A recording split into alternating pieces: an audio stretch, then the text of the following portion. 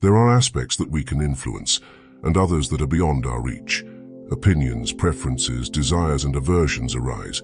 In other words, everything intrinsically related to our actions. Beyond our control are the body, wealth, reputation, authorities, and everything that is not directly related to our actions. This is the essence of the life guide of the renowned Greek philosopher Epictetus. For the Stoics, the key to a fulfilling life, without excesses or mental disturbances, lies in a clear understanding of the things we can influence and those we cannot. Our duty is to focus our energy on what is within our control and let go of what is not. Facing the judgments and opinions of others is one of life's great challenges. Even if we try our hardest, it's almost impossible not to be affected by evaluations, whether negative or positive. To really not let these evaluations influence us, it is essential to understand that the opinions, insults, or any kind of personal attack coming from other people are not under our control. Epictetus gives advice on how to deal with offenses, highlighting the importance of maintaining balance in these situations. Lesson number 1. Repress your actions. When you do something that according to your best judgment should be done, don't feel ashamed to be seen doing it, even if everyone has a misunderstanding of what you're doing. If the action is in line with your principles, don't be afraid of being misunderstood by others. We've already touched on this idea when talking about social media. Depending on other people's approval to be happy or validated can cause you to stop doing what you believe is right, just because people have a distorted view of what's going on. When someone points things out about you, it can make you feel like you're living to please others and not yourself. And here comes the question: is it worth living like that? This choice is in your hands. Can you believe it? Stoicism, which is like an ancient philosophy of life, teaches us something interesting. We don't need to seek the approval of others or worry too much about what they think of us. The idea is to focus on ourselves, on our own goodness. This means that we need to know ourselves well, understand our values, which are like rules that we think are important, and act in accordance with these values, even if others have different opinions. It's like a way of being strong and sure of who you are, without depending too much on what others say about you. Lesson number 2. Fear and dishonor.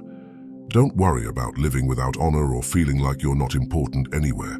If a lack of honor depended on others, they would have the power to make us unhappy, but that's not true. No one can force us to do something we consider wrong. If others get power or are invited to events, that's their problem. Why should a lack of power or invitation be a shame? It shouldn't determine that you're not someone anywhere. You've always been someone in the things you control and where your choices matter most. This thought is very useful today. How many times have you done something you really didn't want to, just to please someone? Remember that the most important thing is to be true to yourself. Especially on social media, you can see how receiving approval, such as on Instagram, can be detrimental to a person. We should ask ourselves, is it worth changing who we are just to receive a little recognition? Is it worth letting our happiness depend on what others think? My answer is simple: no. Imagine if one day you're doing something and unintentionally it ends up causing you a bit of embarrassment. But wait a minute, what if what you did was nothing wrong? Is it really necessary to worry if people laugh or even walk away from you? And what about the idea of being popular? Does that really bring happiness? Look, if your happiness depends only on being popular, you may always be in an internal conflict. Do you know why?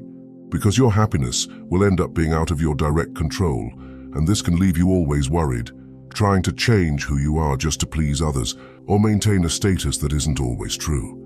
Now think about it. Is it worth it to always be yourself, even if some people laugh or turn away, rather than always worrying about pleasing everyone? Being authentic, in other words, being who you really are, can be much nicer and bring a truer happiness that doesn't depend on things that can change at any moment. And after all, those who really like you will accept you just the way you are, popular or not. The important thing is to be happy being yourself. Before going on to number 3, subscribe to the channel if you like the content. Lesson number 3, insult and offense. Remember that the person who hurls insults or attacks is not the one receiving the insult. The person doing the insulting is the one who considers these actions to be offensive. Therefore, when someone provokes you, Keep in mind that it's that person's perspective that is causing the provocation in the first place. Try not to get carried away by appearances, because by buying yourself time and giving yourself a break, it will be easier to maintain control. The secret to stopping caring about other people's opinions lies in understanding that insults or offenses don't have the direct power to hurt you. The emotional discomfort comes from how we interpret the insult. When someone belittles or disrespects you, realize that this insult will only have an impact if you allow it to. By reacting negatively, you allow the perpetrator of the insult to achieve their goal. On the other hand, if you react calmly without expressing an opinion on the insult, it's the offender who loses out. A person's worth should be measured by their ability to cope with adversity, which unfortunately is an inevitable part of life. So when you feel insulted or hurt, ask yourself, do I want to be victorious or defeated? Will I choose to succumb to what is beyond my control? Now let me extend the comparison between Stoicism and pleasures by exploring the complex dynamic that arises when our goal is not to be dominated by them. The solution in this context does not lie in a direct fight against desires, because desire is a constant presence that will accompany us throughout life's journey. What really matters is our approach to these desires, whether we give in to them uncontrollably or whether we are able to exercise the discernment to let them go when necessary. By exploring the ability not to be swayed by an insult, we can see the sense of fulfillment that arises when we resist being influenced by harmful impulses. This realization not only elevates our emotional state, but also enables us to move forward with determination in the face of adversity. Perhaps you remember situations in which a negative opinion upset your equilibrium, impacting your day or even your week against your will. I deeply understand this feeling, as we have all been through similar experiences at some point in our lives. However, it's crucial to realize that these experiences don't affect us directly unless we give them power over us. By recognizing our ability to resist negative influences, we strengthen our emotional autonomy. It's as if we were building an internal wall that protects us from the harmful impacts of the words or actions of others. Do you feel you can build this wall? If not, why not? Let me know in the comments and I'll try to help you as best I can. Lesson number 4. If someone harms you or speaks badly of you, remember that this person acts thinking that it is right to act in this way. It's not reasonable to think that people would act according to what we think is right, but according to what they think is right for them. If someone is judging based on a false impression, they will suffer the consequences of their mistake. So, following these principles, it's important to be patient with those who insult you. And in every situation, simply think, that's how it seems to him. What Epictetus is telling us is to analyze the reasons behind the insults. We can't expect everyone to act according to what we think is right, or our perspective on the world. This mentality can be harmful. We should ask ourselves if it is really possible for everyone to share the same worldview as us. Thinking in this way is too simplistic. In the world, there are as many ways of seeing you as there are people, and on a personal level, there are as many eyes as there are people in the world. So if someone insults you, thinking they know the truth about you, think about it. You are unique. You know yourself. You know what you think, why you act, and why you do what you do. The only person who really knows the truth about you is you. So imagine that someone you've never met before says something bad about you. At that point, ask yourself these questions. Did I do something wrong? If the answer is no, then you think, can I understand why this person said that about me? Sounds a bit complicated, doesn't it? However, if you did the right thing, and you can't understand why someone said something bad to you, you can rest assured that you are the person who knows yourself best in this world. If you've done the right thing, there's no reason to feel sorry or sad. This is exactly what Epictetus meant when he said about the person who made a bad comment. That's how it seemed to him. In other words, each person sees things differently, and what really matters is that you know your actions and what is right. This idea shows us that other people's opinions, especially negative ones, often reflect more on the other person's perception and worldview than on our own actions. By keeping this perspective, we can preserve our self-esteem and understand that, even in the face of unjustified criticism, our integrity and self-knowledge are fundamental. This allows us to build an emotional shield, a safe place where negative opinions don't have the power to shake our inner peace. Lesson number 5, firm purpose. If you decide to embrace a philosophy, be prepared to face ridicule, booing from the crowd, and comments like, "Suddenly he's become a philosopher," or "Where does that arrogant attitude of his come from?" However, stick to the things that are beneficial to you and avoid adopting an arrogant attitude. Remember, by standing firm in your choice, the same people who used to mock you will end up admiring you. On the other hand, giving in to pressure from others will only increase the ridicule. This principle is crucial for those who ignore their true talents in order to please the voices of those who disagree.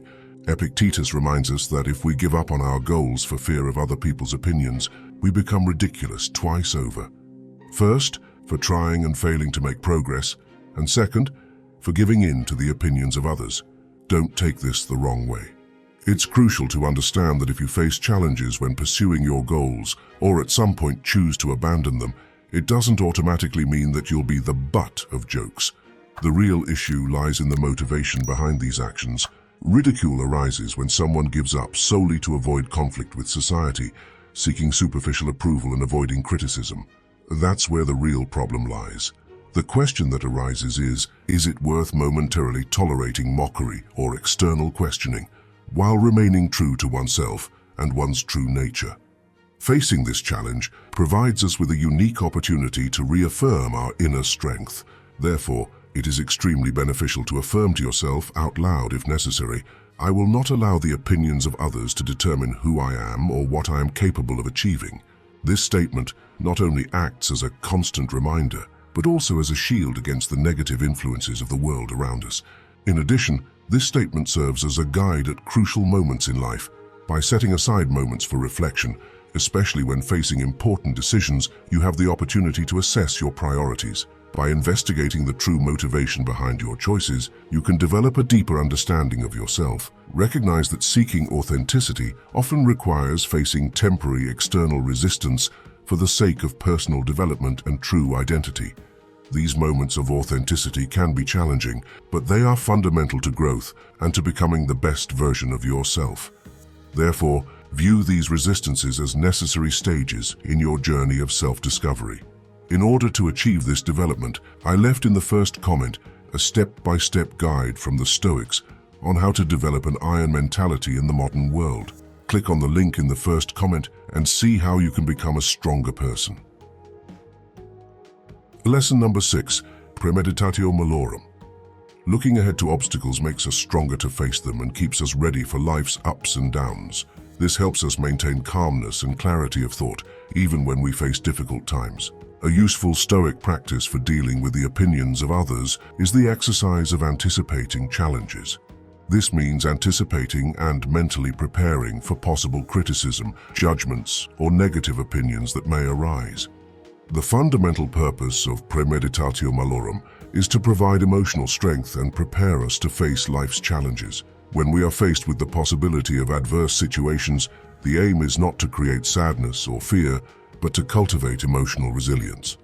Reflecting on what could go wrong is not intended to instigate worry, but rather to stimulate the development of strategies and action plans to deal efficiently with such situations.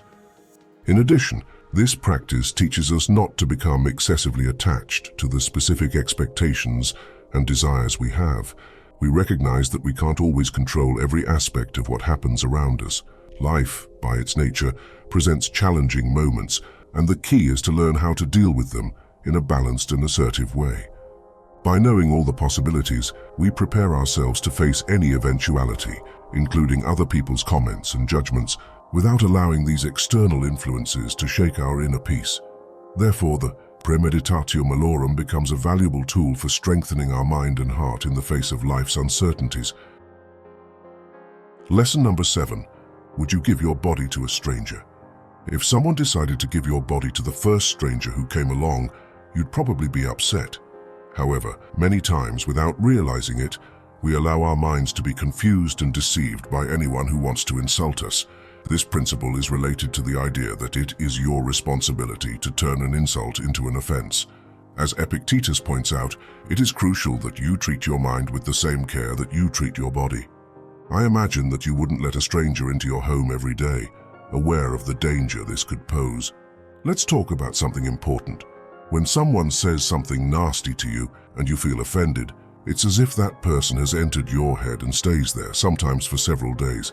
But come on, why do we let people we don't even know stay inside our heads when we wouldn't even let them into our homes? In order to develop the ability to overcome the negative feelings that arise when someone says something unpleasant to you, it is essential to cultivate discipline and self-control.